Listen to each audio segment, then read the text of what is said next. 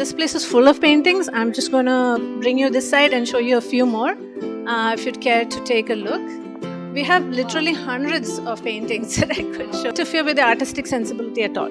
Ayush wanted his teeth green and he's painted it green. We said, fine, if that's what you is. Where we have these curated themes for the children, because Adarsh he's 25 now and he can't maintain eye contact. Will continue to astound us, I think, till we die, because every day it's something new.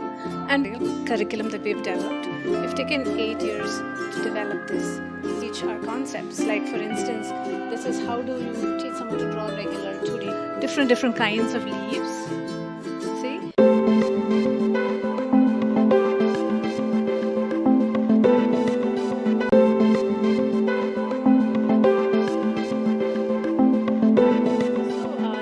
These works are by Adarsh. So Adarsh loves faces. Now Adarsh he's 25 now, and he can't maintain eye contact because of the challenges that he has. But he will see you, and the proof that he sees you is in his absolute love of portraits. You see, he captures faces in so many different ways, and see how beautifully this collage work is done. You know, he shows different emotions also. Yes, that's it. So it's always astounded us. And believe me, autism will continue to astound us, I think, till we die, because every day is something new. Wow. And we were really astounded when this child, who does not look at you properly because he can't, because of the difficulties that he's facing, he can still capture your emotion and your face, and he depicts it so beautifully. So that's that is inbuilt talent. There's no doubt about that. This is again by my son Pranav. As you can see, geometry, lots of it. Yeah. I was just going to ask you, you preempted my question, because there was geometry. I said, hey, is it Pranav's? Wow. So see, now you've also become an expert. You've been able to identify different styles when you see it. And this is by Sakshi. Again, this is a print work. Yeah, so it's beautiful and, summery, flowy.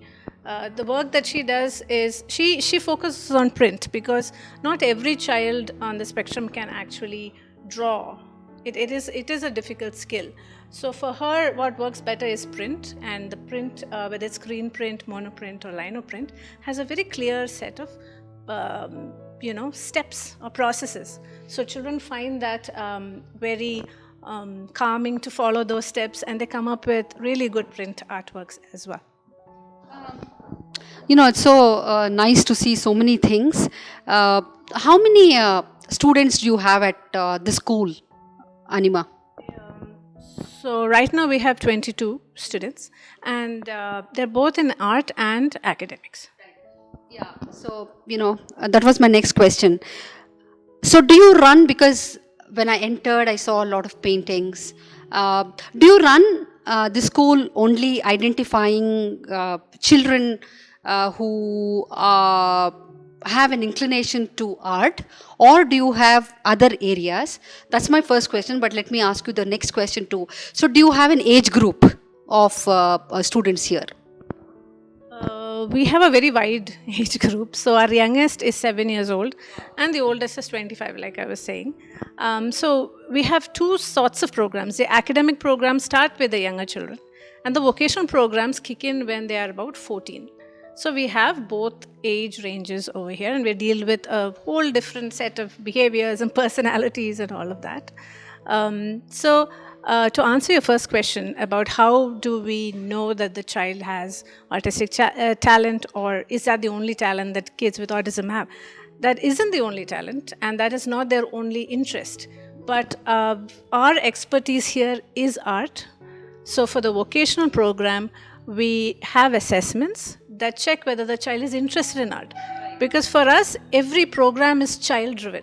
So if the child is happy doing art, if he's interested, if there are certain obsessions of his, like, I love fans or I love trains, we leverage those obsessions and interests into making, these curated themes. So if you love trains, we'll teach you how to draw trains. If you love fans or elevators, whatever it is, we help you out over there. So we work with interests and obsessions. That is a reason why we have motivated children in this space.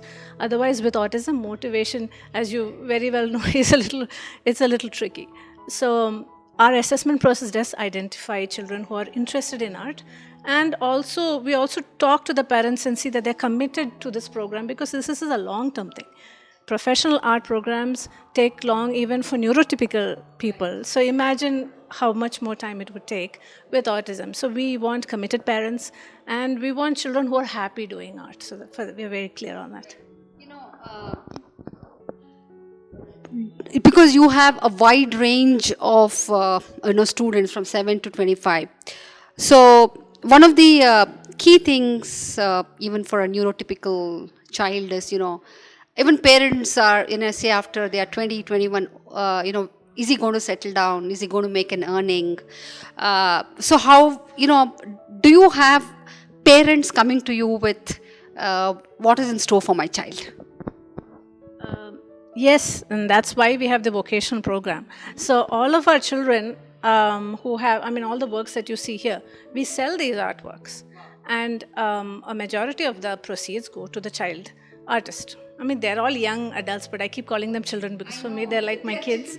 Yeah, so that's one way of earning. Then we have collaborations with an entity like Lifestyle, which has literally a global presence. So menswear, women's wear, home center, all of them have tied up with us to merchandise the children's art. So that's another way in which we bring income to the children. So our like I was telling you, the reason why we made this model is so that everyone can know that our children can fend for themselves to a large extent.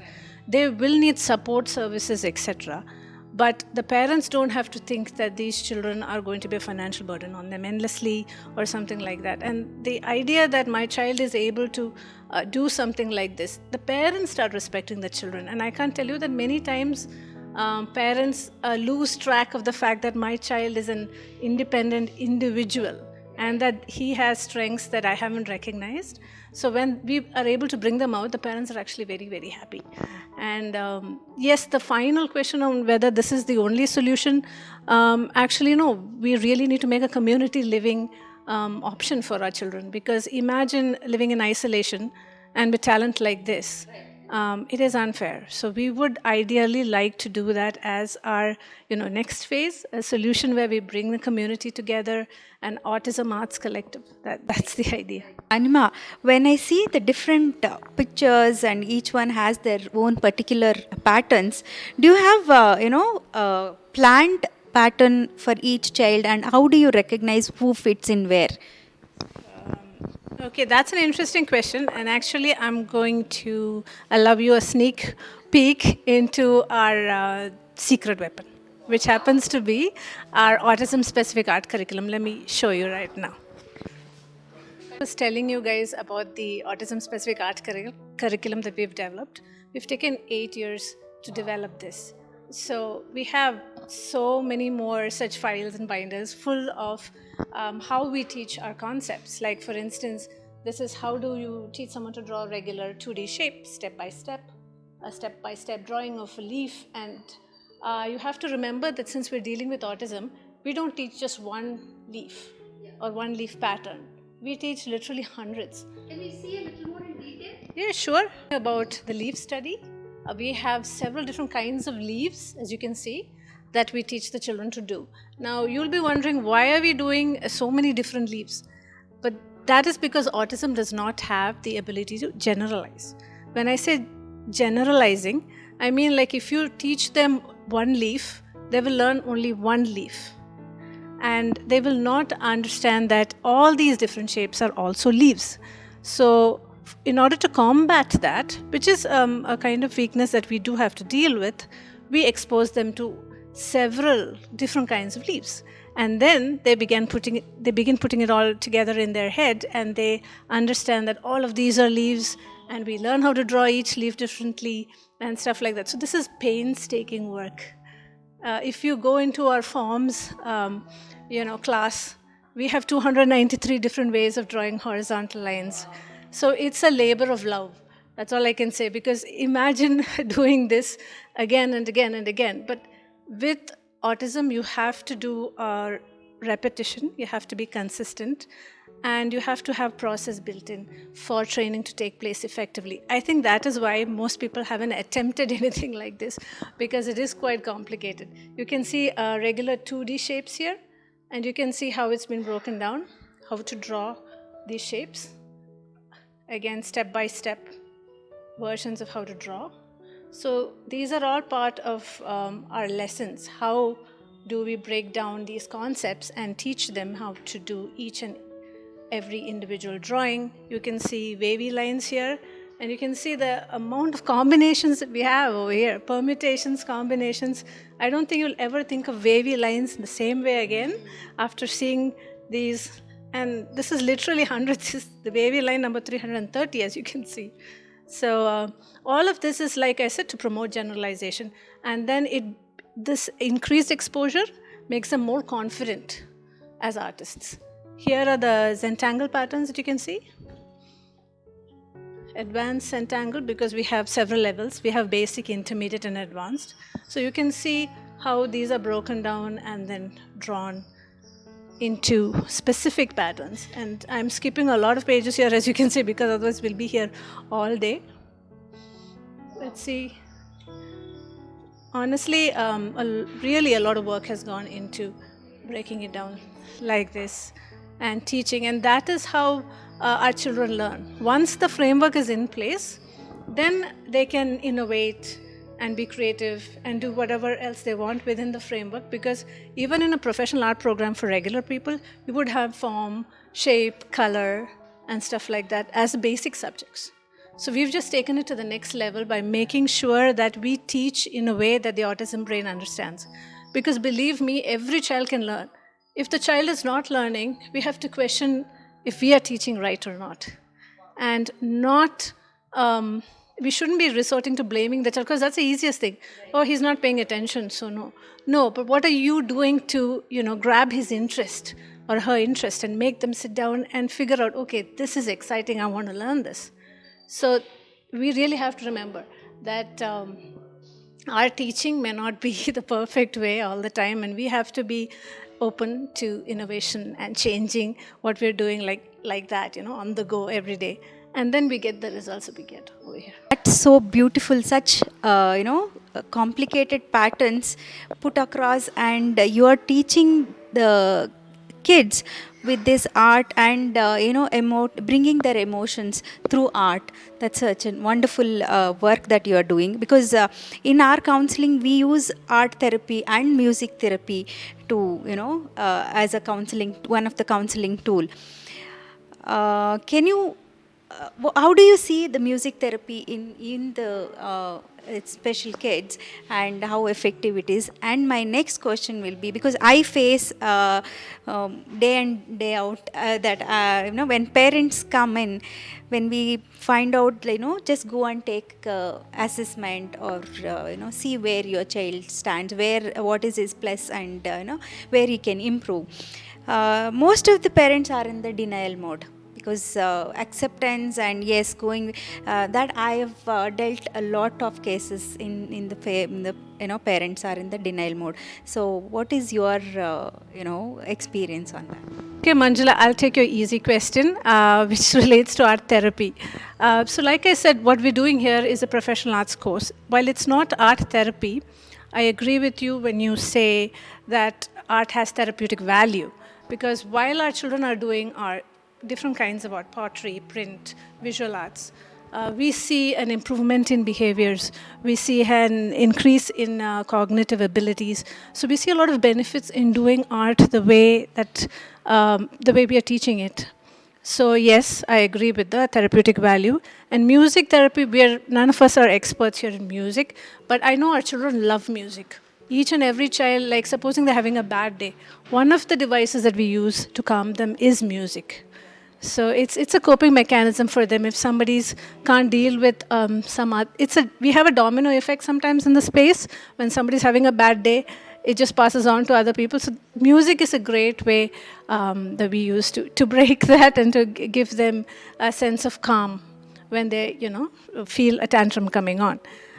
The more difficult question about acceptance, yes, so but we go through many states. Like as a parent, when I first figured out my son has autism, it was devastating. I mean, I don't have any words to tell you what it felt like. So from the devastating grief, because it's not just about letting go of your notions of what your child's life will be. It's also you letting go of your notions of what your life will be like. You cannot just go pop into a friend's house for tea, chat for an hour and come back. No, you're on high alert. You're always on high alert, perennially throughout your life, because you don't know, especially if your child has seizures and things like that. So you're always on high alert. It's very, very difficult. It's like almost like having PTSD constantly. It's not an easy life, I agree. But having said that, if when we get the diagnosis, we choose not to act on it or to lose ourselves in denial, we're not only wasting the child's time, we are impairing their chances for a better future by putting our expectations on the child and not accepting that the child has certain abilities that we can work with. Because autism is not a death sentence. I want to really emphasize that fact. Autism is a condition, it's a different type of brain, it has its strengths and weaknesses. There is no need to deny the fact that your child has autism if he or she indeed has autism. What you need to do is not only accept it, but start working aggressively in order to get the child on track in certain milestones and things like that so that he can cope better with what's happening around him. The blaming, the shaming, the listening to what society is saying, none of that is helpful. And denial is the worst way you can help your child. You're in fact harming your child irreparably by not even showing him that you're accepting him or her as they are. So, yeah.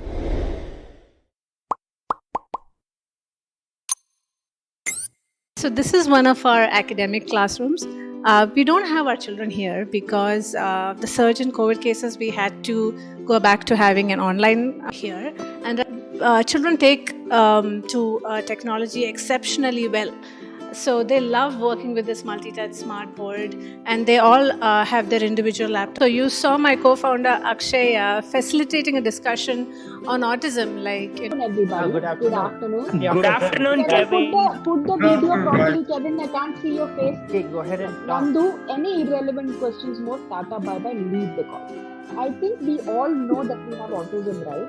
Do we know Yes. or we don't know? Yes, we know. We have anybody here who autism. does? Amazing. Yes, I'm very excited because it's Autism Day and I'm so proud of all of you. I saw some musical sessions as well over there. So we try to make our sessions fun, interactive, and build more infrastructure in our school, and we can hire the right kind of resources. Station, you can see our pottery wheels over there. And